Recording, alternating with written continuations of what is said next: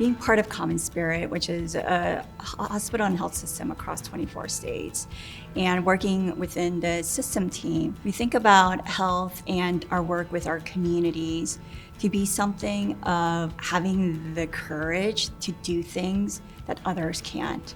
The one thing that we've been really focused on in the years have been building community networks.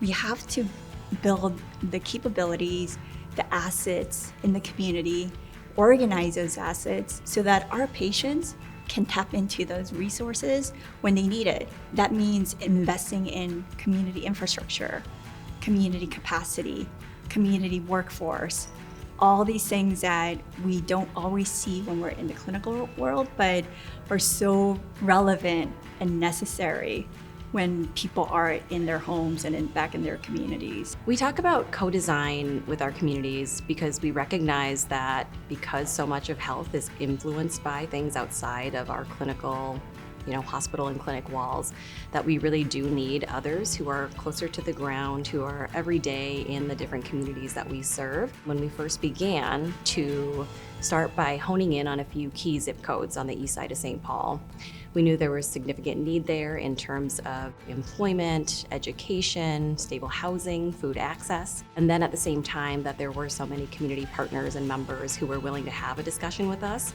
to see what might be possible if we would collaborate together. In the example of the Eastside Health and Wellbeing Collaborative, we first hosted conversations that really did involve our system leadership, with board-approved system priorities, and with our physician and clinical leaders as well. We worked with the different 24 organizations that have come together across, faith, social services, cultural groups, city and government agencies.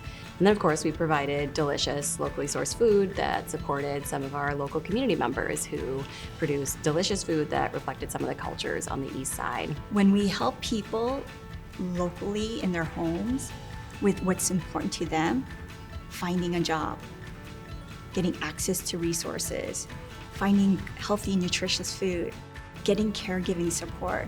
If we really keep humanity, humans, people at the center of everything that we do, I think we're going to get there.